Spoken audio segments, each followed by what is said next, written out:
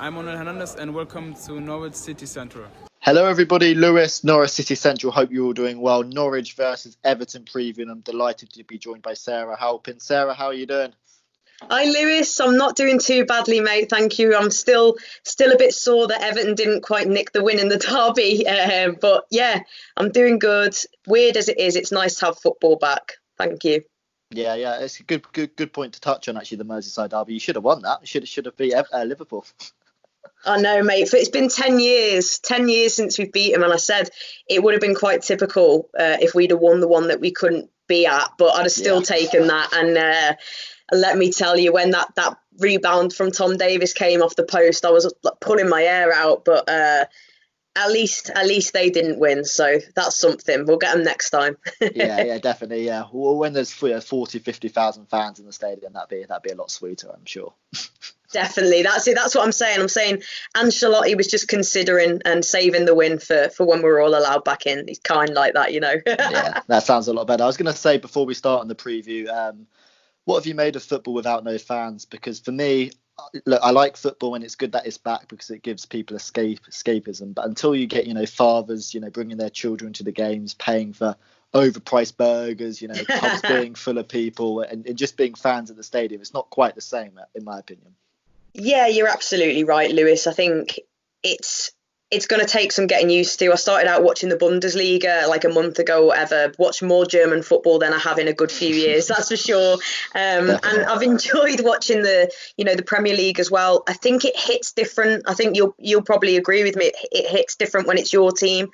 So watching the derby, I think it really hit me more of, I'm very much in the mind of I'm happy to have football back because there's so much badness has been going on in the world that to have something that usually unifies us and brings us joy as well as pain a lot of the time. You'll agree with me on that, I'm sure, mate. Definitely, yeah. But it hits different when it's your team, but nonetheless I'm glad to have it back, but certainly a very, very different feel entirely to the game. Yeah, you mentioned a good point with the Bundesliga because a lot of people were really excited for it to be back for the first week, and then after the second week, I think a lot of people lost a lot of interest just because they didn't have the same narrative and kind of relationship with the players and that kind of thing. Yeah, definitely. I mean, I adopted Schalke as my team because we've got John Joe Kenny on loan there at right back, and it turned out that I think since I adopted them as my little German team, because I was just backing him, I think they had a really awful run. I mean, John Joe Kenny scored a cracking goal, but you're right. That was my sort of link to him, was watching one of our own there, but you're right, you don't have that same relationship with the team, and that's so much of what you buy into is the players, is the clubs and your relationship with them. So it's not been the same. I'm glad to see the Premier League back, and I wasn't sure I'd say that actually, but I am. Yeah, I mean, a lot of Norwich City fans adopted Paderborn with Dennis Schubreni, one of our ex-strikers, going to Paderborn. He actually scored his only Premier League goal against Everton, and Paderborn ended up, I think, getting relegated. So it didn't work too well.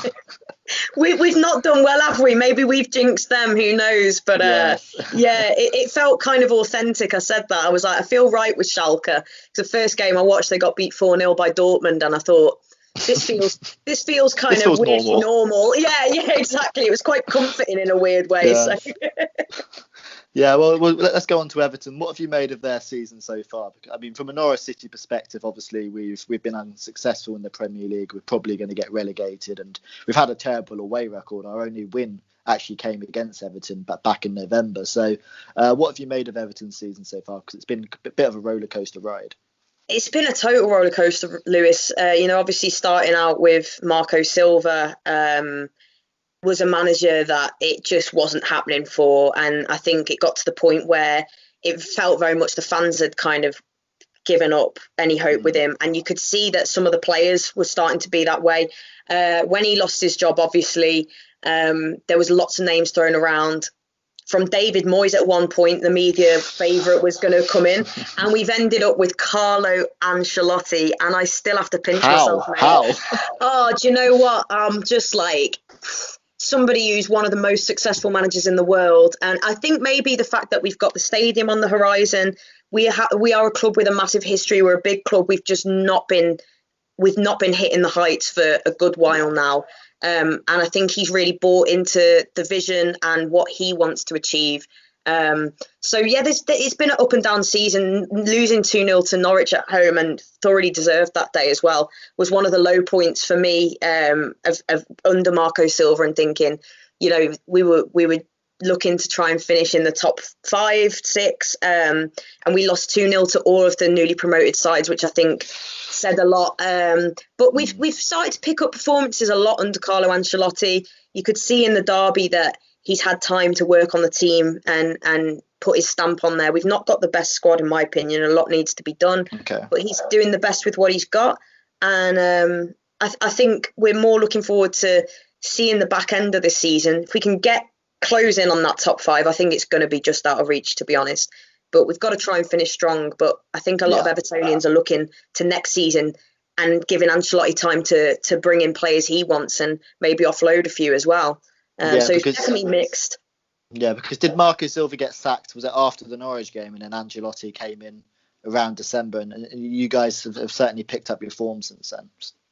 Yeah, definitely. I think Duncan Ferguson did a fantastic job when he was sort of makeshift manager. He was amazing, and brought that kind of desire and passion back to the fans and the players. But yeah, when Ancelotti's come in, and like you said, the results started to pick up, and performances as well.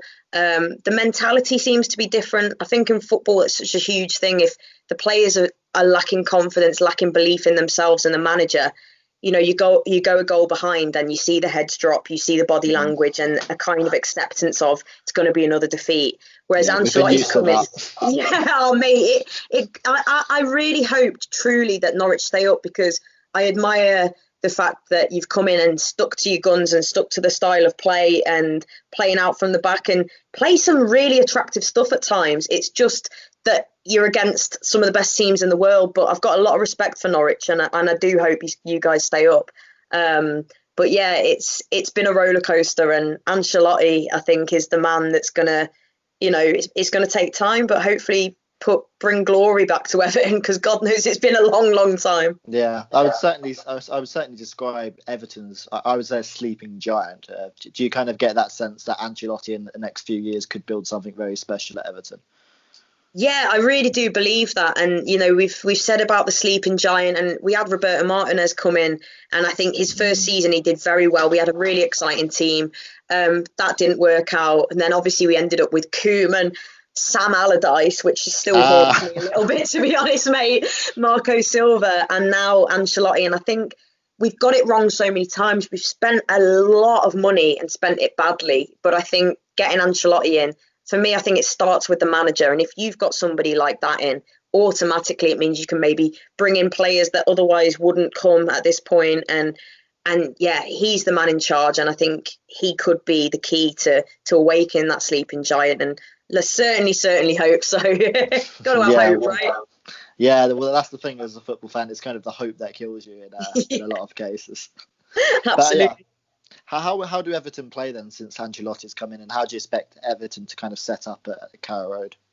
Well, we've been going for a lot more of the 4-4-2, which we've seen has worked incredibly well for Dominic Calvert-Lewin.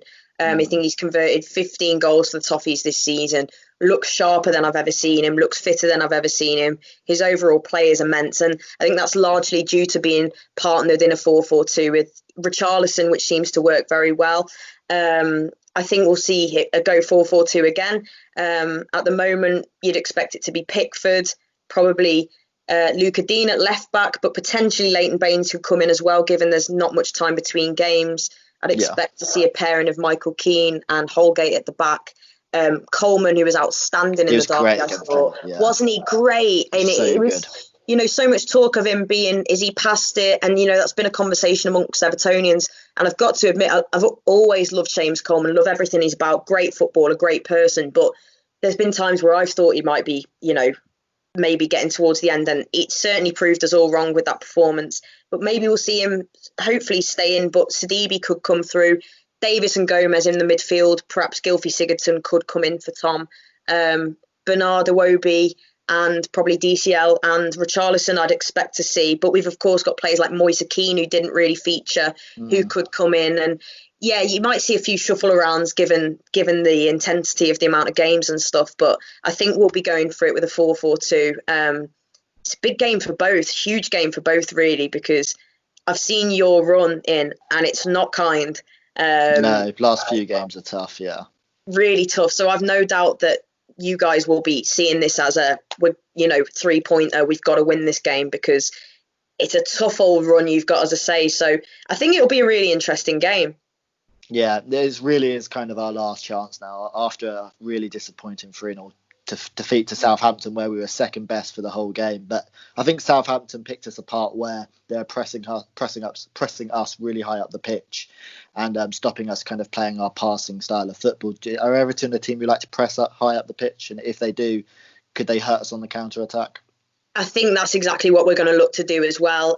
Keep Norwich pecked back as far as we can. Keep using your own half, and Dominic Calvert-Lewin and Richarlison are pros at the pressing game, and they'll close down and they will bully and they can be a real nuisance.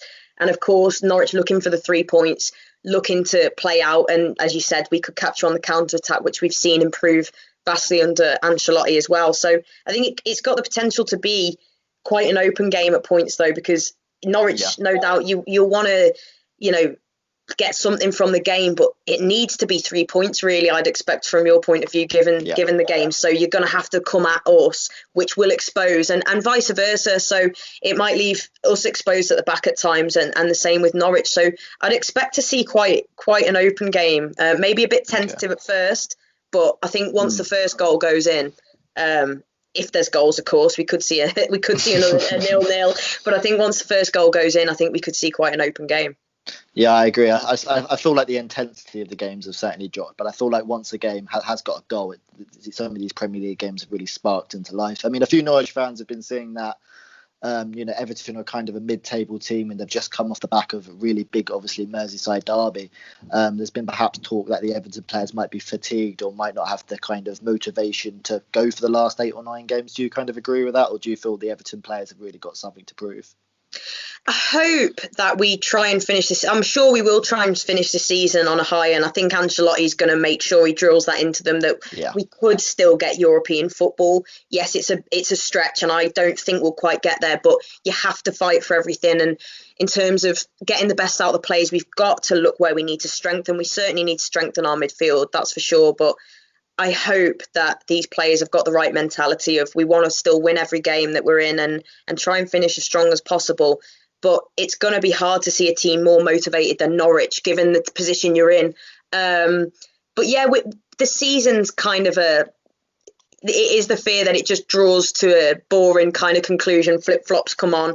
But I hope we don't see that from Everton. I hope we see us push on and try and get as close to that top 5-6 as possible and fill us with confidence going forward. So yeah, I think psychologically, though, sometimes no matter how much the manager's trying to motivate you, etc., if you're feeling fatigued, and you said the anticipation, the huge build up to the derby, and then you've got sort of 2 days and you're back into it, are they going to be as sharp? Are they going to be as focused? And that could potentially be a downfall, but I hope it isn't. Yeah, definitely. And finally, moving on to key players as well. You mentioned Dominic Calvert-Lewin. What a fantastic season he's had. I'm sure he'll probably be looking at perhaps the England squad as well. Are there any other key players for Everton that Norwich should look out for? Yeah, what a season he's had. Fantastic. And you're right. I think he fully deserves an England call-up and would be an excellent addition to the squad as well. Richarlison, it goes without saying what a threat he is and an unbelievable player. But we've also got players in there, of course, like, Bernard, who I really rate. You've got Alex Iwobi, who we've not seen much from, and I think we need to see a lot more of. So he'll be looking to do something. Andre Gomez, I think, is a fantastic midfielder. Brilliant seeing back, given that horror injury we saw to him earlier in the season. But I think for me, it is going to be about those front two of Richarlison and Calvert-Lewin that could really hurt. And I'm terrified of Cantwell, because what a player he is. And Cantwell and Tom Davies look quite similar on the pitch. I hope they're kind of not playing together. I know. Yeah. Todd's someone who's obviously been really impressive this season, and if Norwich City do get relegated, I think we could struggle to keep our hands on him. And Emi Buendia as well is someone who he hasn't scored a Premier League goal, but he's created the second most chances in the league, and he's a player who's going to go to the very top. Yeah, Emi Buendia has kind of completely gone under the radar. So I feel like if Buendia can get into the pockets in between the defence and the midfield, he's kind of our best hope really against you guys. And you just said something that filled me with fear, that he hasn't scored yet in the Premier League. And we seem to be that club. Like, there's a stat and it's like so-and-so has never scored or hasn't scored in 390 odd days. And then the next fixture's Everton and we all kind of go, yeah, well, there you go. That's good. So, you could be in for some joy there. And Pookie, of course, scary bloke for anyone to have to play against, cracking player. Yeah, definitely. We have this thing at Norwich called a long come Norwich, similar to Everton, where we feel like whenever Norwich come around, there's some bizarre statistic and the opposition will go and beat it. I totally empathise with you there. I feel like we've got a lot in common in terms of that kind of thing. Ours is Everton that, Right. Yeah. Finally, Sarah, score predictions. What are you expecting from the game Wednesday, 6:00 kickoff on BBC as well? Good to see the game on the old BBC. It's great. I can't remember who was on the BBC the other day, and I thought for a second I was like, it feels weird that this isn't the FA Cup, but yeah, it's great that so many fans are gonna have access to it. I've got to go for an Everton win. I'm gonna go 2-1 to the Blues because I feel like we'll probably concede, but I'm gonna back Everton, and hopefully it will be 2-1 to the Blues. But what's your prediction? Well, I was thinking 1-1, but that's being very optimistic. Just the threat of Richarlison and Dominic Calvert-Lewin on the pace, with their pace on the counter-attack, is a scary thought to go to sleep with. Oh, mate. Well, you never know. You've done it before this season against us, so we'll have to hope. Let's hope it's a really entertaining game anyway. And the game on the BBC wasn't that great, was it? I know it wasn't. It was Bournemouth Palace, I think, and it was just a Bournemouth boring Palace win. That's it. Well, let's hope we change things there. And obviously, aside from Wednesday, I truly hope that you guys finish the season strong and manage to stay up. I've got a little soft spot for Norwich. So, yeah, thank you, Sarah. Thank you for coming on. Where can people find your work? You can find me on YouTube on Sarah HALPIN. The bird is blue. I'm on Twitter at Sarah HALPIN9, Instagram Sarah HALPIN _TBIB. So yeah, if you want to check out anything I do, that's where you can find me. Awesome. We'll leave the link in the description. Thanks for watching, guys. Leave your thoughts down below. Love to hear your score predictions and thoughts going into the game. Thanks for watching, and we'll see you later.